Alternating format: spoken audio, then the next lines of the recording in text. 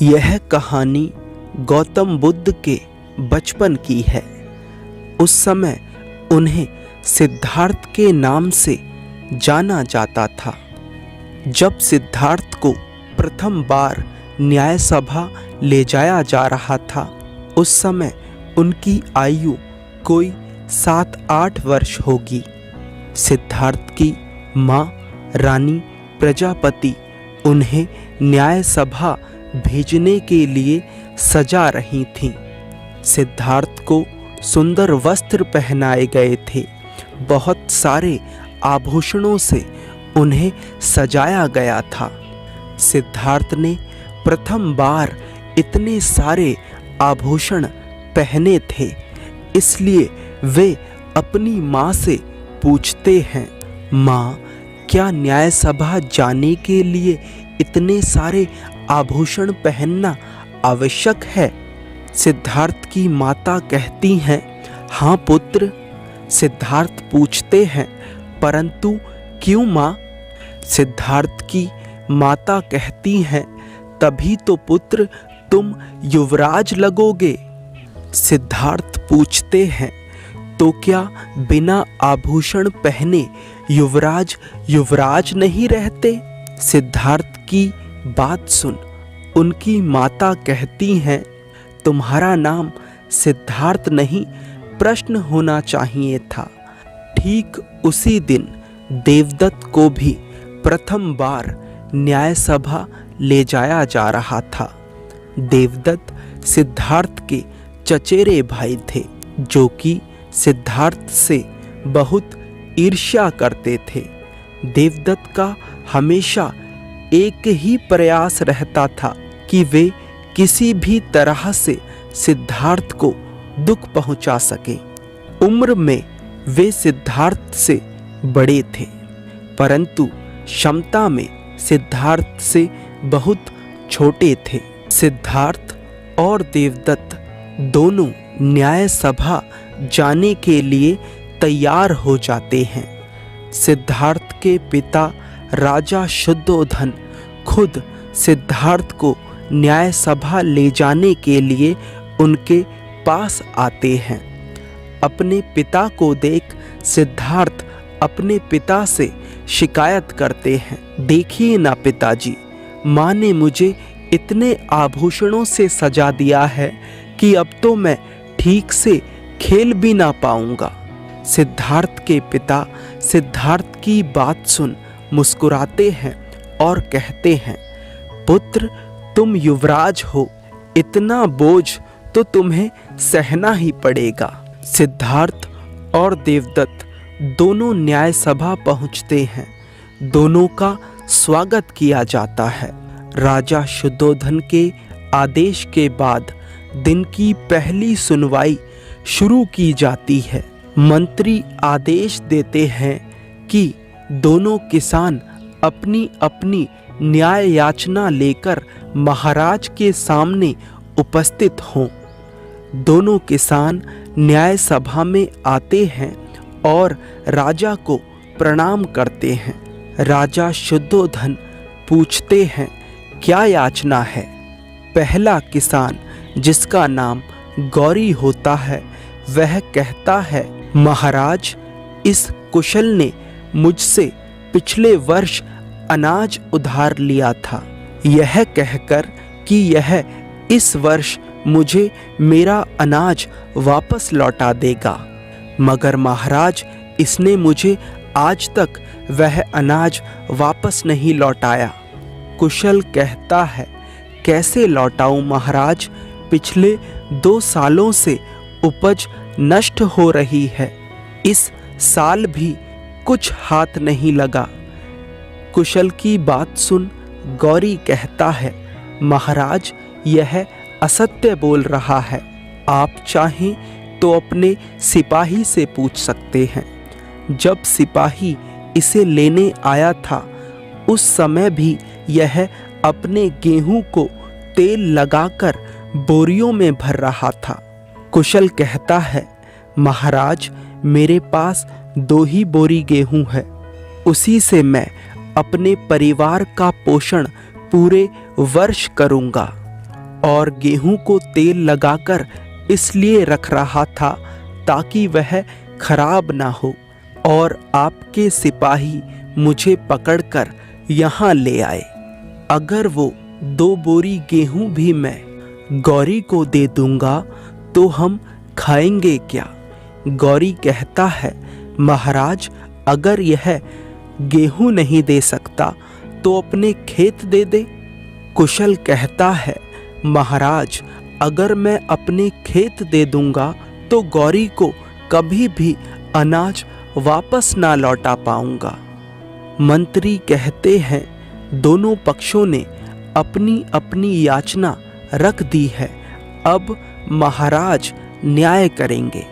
राजा शुद्धोधन कहते हैं, युवराज सिद्धार्थ और कुमार देवदत्त, तुम में से पहले कौन न्याय करना चाहेगा? देवदत्त अपना हाथ पहले खड़ा करते हैं और राजा शुद्धोधन से कहते हैं, महाराज पहले न्याय मैं करूंगा।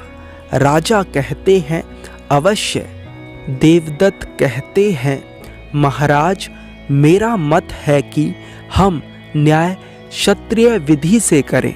कुशल ने गौरी को दिया हुआ वचन पूरा नहीं किया, इसलिए कुशल को गौरी को अपना खेत देना चाहिए। देवदत्त का न्याय सुनते ही कुशल रोने लगता है और राजा शुद्धोधन से कहता है, महाराज कृपा कर ऐसा न्याय ना करें, हम नष्ट हो जाएंगे। राजा शुद्धोधन सिद्धार्थ से कहते हैं, युवराज तुम कहो तुम्हारा क्या मत है?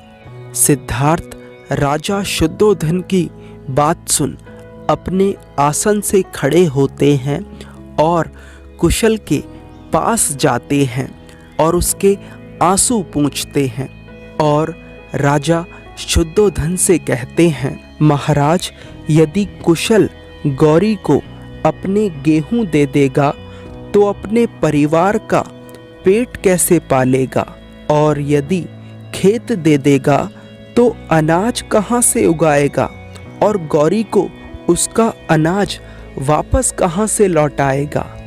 वैसे भी मुझे लगता है गौरी के पास अनाज का अभाव नहीं, इसलिए कुशल की अनाज लौटाने की अवधि बढ़ा देनी चाहिए। सिद्धार्थ का न्याय सुनने के बाद सभा के सभी सदस्य आपत्ति व्यक्त करने लगते हैं। राजा शुद्धोधन कहते हैं, शांत हो जाइए, मैं कुमार देवदत्त के न्याय से सहमत हूँ। यदि व्यापारी अपना वचन पूरा नहीं करेगा तो राज्य का व्यापार रुक जाएगा, इसलिए कुशल को गौरी को कुछ ना कुछ तो देना ही होगा। कुशल कहता है, क्षमा करे महाराज, चलते वक्त मेरे पास जितने भी सिक्के थे, जितना भी धन था, वह सब मैं गौरी को दे चुका हूँ। गौरी कहता है, महाराज कुशल झूठ बोल रहा है, इसने मुझे कुछ भी नहीं दिया। कुशल कहता है, महाराज गौरी असत्य बोल रहा है। गौरी कहता है, महाराज मैं असत्य क्यों बोलूँगा? सिद्धार्थ कहते हैं, महाराज यदि आप कहें तो मैं सत्य का पता लगा सकता हूँ। राजा शुद्धोधन कहते हैं, तो ठीक है, करो परख, कौन सत्य कह रहा है और कौन असत्य। सिद्धार्थ गौरी से सिक्के मांगते हैं। गौरी कहता है, परंतु युवराज ये सिक्के तो मेरे हैं। राजा शुद्धोधन गौरी से कहते हैं, सिक्के युवराज को दे दो गौरी। गौरी सिक्कों को युवराज को दे देता है। सिद्धार्थ उन सिक्कों को ले जाकर कुशल को दिखाते हैं और पूछते हैं, कुशल क्या ये वही सिक्के हैं जो तुमने गौरी को दिए थे? कुशल कहता है, हाँ युवराज, ये वही सिक्के हैं। सिद्धार्थ उन सिक्कों को ले जाकर पानी में डाल देते हैं और राजा शुद्धोधन से कहते हैं, महाराज ये सिक्के कुशल के हैं।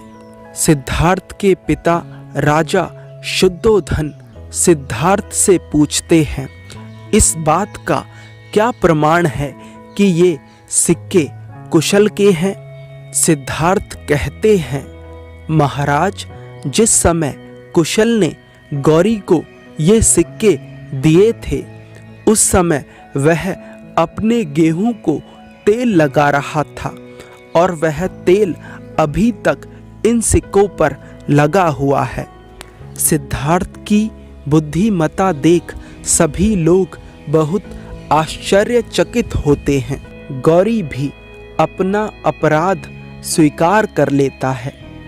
राजा शुद्धोधन कहते हैं, कुशल की ईमानदारी देख उसकी अनाज लौटाने की अवधि बढ़ा दी जाती है और गौरी को असत्य बोलने के लिए 10 कौड़े मारने का आदेश दिया जाता है। गौरी राजा शुद्धोधन से क्षमा मांगते हुए कहता है, महाराज कुछ सिक्कों के लालच ने मुझे अंधा कर दिया था। यदि मैं आज के बाद असत्य बोलूं तो मेरे खेत और अनाज सब आपका।